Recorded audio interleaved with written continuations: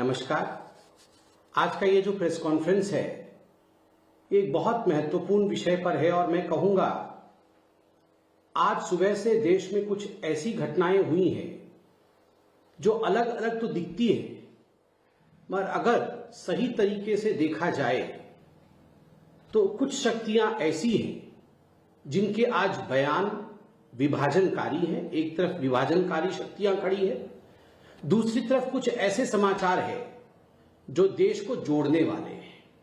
इन दोनों को यहां अपने अपने परिप्रेक्ष्य में रखना आवश्यक है। एक तरफ हमने देखा कि जमायत उलेमाए हिंद के प्रमुख मौलाना महमूद मदनी भोपाल में जब जमायत उलेमाए हिंद का गवर्निंग काउंसिल की मीटिंग हो रही थी उसमें उनके बयान को सुना है। अभी प्रेस कॉन्फ्रेंस में मैं विस्तार से बताऊंगा।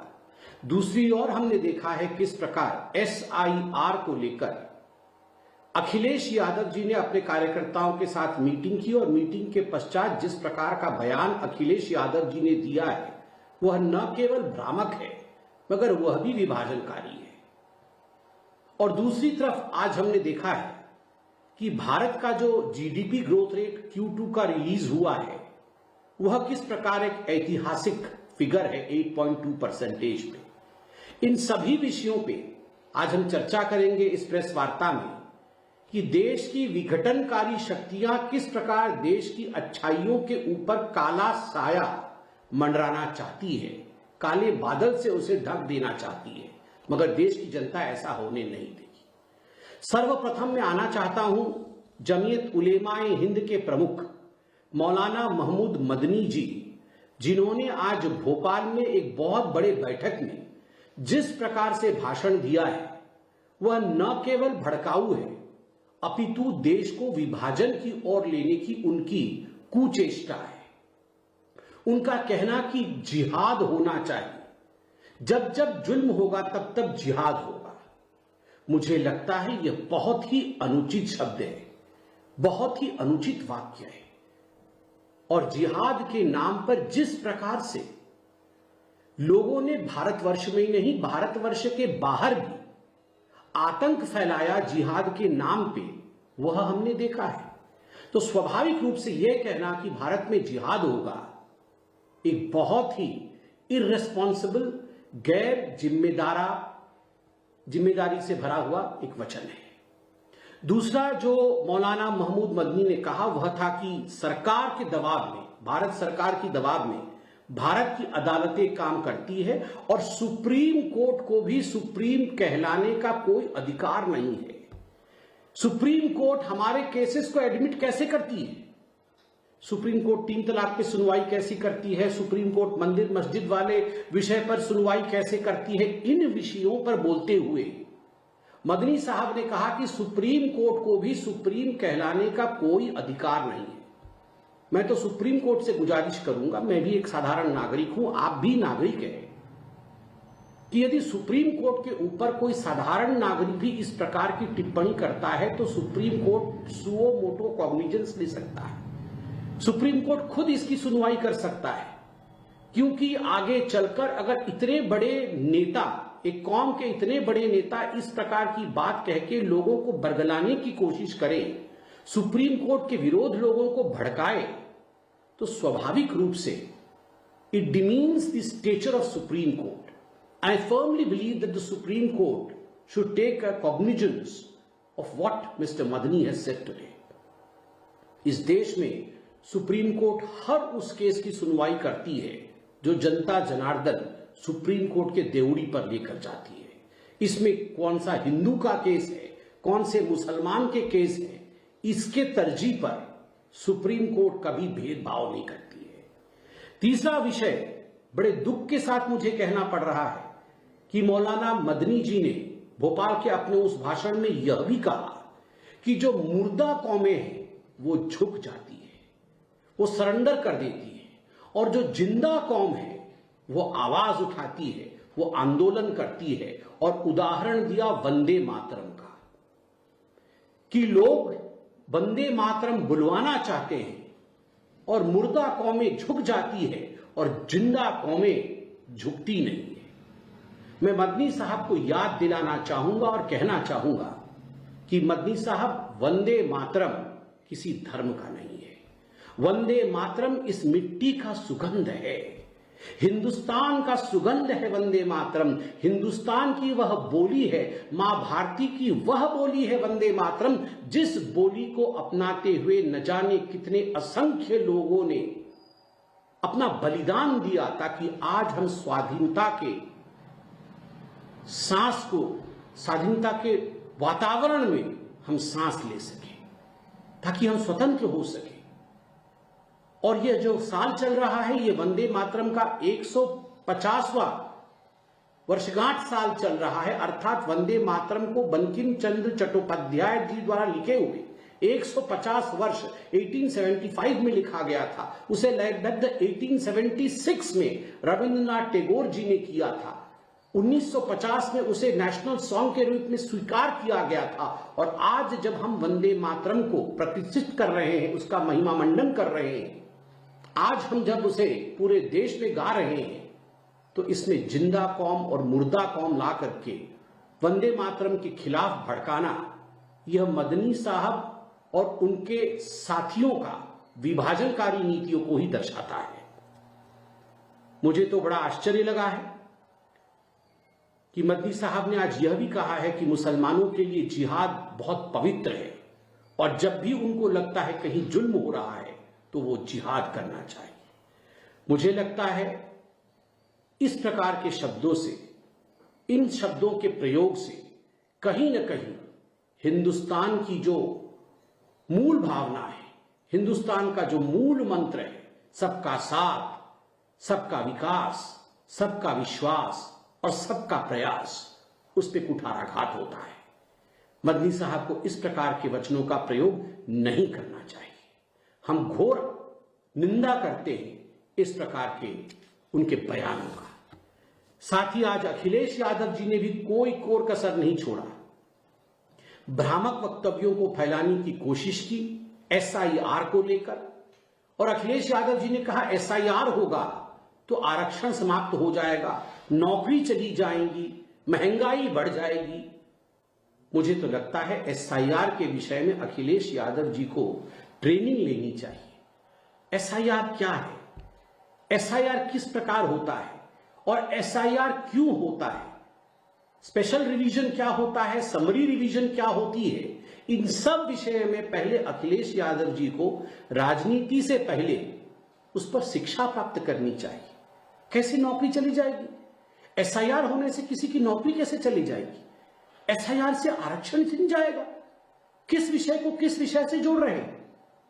मुझे तो आश्चर्य लगता है इस बात से, और मुझे इसमें तनिक भी संदेह नहीं है, कोई संकोच नहीं है कहने में कि चाहे वो अखिलेश यादव जी हो, चाहे वो राहुल गांधी हो, चाहे वो ममता बनर्जी हो, ये सारे लोग चुनाव लड़ने से पहले ही हार मान जाते हैं।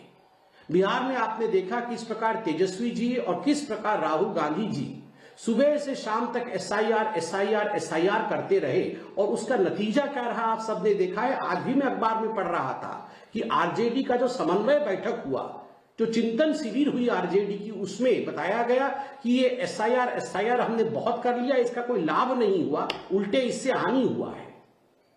वही गलती अब अखिलेश यादव उत्तर प्रदेश में कर रहे हैं। ये और कुछ नहीं, एक एंटीसिपेटरी बेल है। उन्हें पता है कि हार होने वाली है, उन्हें पता है करारा हार के साथ जो हाल आरजेडी का बिहार में हुआ, वही समाजवादी पार्टी का भी उत्तर प्रदेश में होने वाला है। तो इसी कारण से अखिलेश यादव इस प्रकार के भ्रामक बयानों को फैलाने की कोशिश कर रहे हैं और एसआईआर के विरोध में बोल रहे हैं। जबकि 2 दिन पहले ही सुप्रीम कोर्ट ने, कपिल सिब्बल जी जो सुनवाई कर रहे थे मनोज झा जी के पिटीशन के ऊपर, सुप्रीम कोर्ट ने बहुत विस्तार से एसआईआर के ऊपर अपना वक्तव्य रखा है। सुप्रीम कोर्ट ने स्पष्टता के साथ कहा है कि बिहार में आप लोगों के मन में बहुत सी अनुशंसा थी, आप लोगों के मन में बहुत सारी शंकाएं थी कि न जाने एसआईआर से क्या हो जाएगा, बहुत सारे जेन्युइन लोगों के वोट कट जाएंगे, मगर ऐसा कुछ नहीं हुआ। सुप्रीम कोर्ट ने कहा, सुप्रीम कोर्ट ने कहा वोट कटने के पश्चात एक भी व्यक्ति ने बिहार में कंप्लेंट नहीं किया। और सुप्रीम कोर्ट ने यह भी किया कि अगर हमें लगेगा कुछ गलत हो रहा है, कुछ प्रावधान में कमी है, तो सुप्रीम कोर्ट उसमें दखल देगी, मगर एसआईआर करना यह इलेक्शन कमीशन का अधिकार क्षेत्र है और एसआईआर इलेक्शन कमीशन करा सकती है और इसमें कोई गड़बड़ी अभी तक हमें नजर नहीं आ रही है। इतना कुछ कहने के पश्चात भी अखिलेश यादव एसआईआर के पीछे चुप रहे हैं। इतना कुछ होने के बाद भी, सुप्रीम कोर्ट में ट्रिपल तलाक इत्यादि पर सुनवाई होने के बाद भी मदनी साहब कोर्ट के खिलाफ आग उगल रहे हैं। ये केवल और केवल इसलिए है कि आज का हिंदुस्तान बदलता हुआ हिंदुस्तान है। आज का हिंदुस्तान गरीबों के लिए, युवाओं के लिए, महिलाओं के लिए और खास करके अन्नदाताओं के लिए 24 घंटे काम करने वाला हिंदुस्तान है। आज का हिंदुस्तान मोदी गारंटी के साथ आगे बढ़ने वाला हिंदुस्तान है। और मैं उदाहरण देना चाहूंगा, अभी थोड़ी देर पहले जो भारत का Q2 सेकेंड क्वार्टर का जीडीपी ग्रोथ के आंकड़े रिलीज हुए हैं, उसमें आप देखिए जो अनुमान लगाया गया था इंटरनेशनल एजेंसीज इत्यादि द्वारा, बहुत बड़े बड़े बुद्धिजीवी उसमें अनुमान लगा रहे थे कि 6.5 से 7.2% या ज्यादा से ज्यादा 7% तक का एक जीडीपी ग्रोथ रहेगा। यह प्रोजेक्शन था इंटरनेशनल एजेंसीज का। मगर ये सब तोड़ते हुए, इन सब प्रोजेक्शंस को दरकिनार करते हुए record breaking 8.2% GDP growth rate Q2 का भारतवर्ष में आया है। तो स्वाभाविक रूप से ये मोदी गारंटी केवल एक चुनावी नारा नहीं है, यह मोदी गारंटी वास्तविक रूप में जमीन पर काम कर रही है। जो चारों पहिए हैं, चाहे वो कृषि का पहिया हो अर्थव्यवस्था का, चाहे वो सर्विस सेक्टर का पहिया हो अर्थव्यवस्था का, चाहे वो उद्योग या इंडस्ट्री का पहिया हो अर्थव्यवस्था की, या डिजिटल पहिया हो अर्थव्यवस्था का, ये चारों पहिए एक सिंक्रनी के साथ आगे बढ़ रहे हैं। इंफ्रास्ट्रक्चर 9.1% से आगे बढ़ रहा है। आप चिंता करिए टैरिफ को लेकर, अमेरिका और टैरिफ को लेकर जिस प्रकार की एक स्थिति यहां बनाने की कोशिश की गई थी, खास करके विपक्ष द्वारा और राहुल गांधी द्वारा, कि सब कुछ समाप्त हो जाएगा, भारत की अर्थव्यवस्था समाप्त हो जाएगी, उसके बावजूद, ये टैरिफ के डर के माहौल को बनाने के बावजूद आज जीडीपी ग्रोथ रेट 8.2% है। यह दिखाता है कि India's economy policies are set internally in such a fundamental manner that it can not be kind of destroyed or even disturbed by external forces।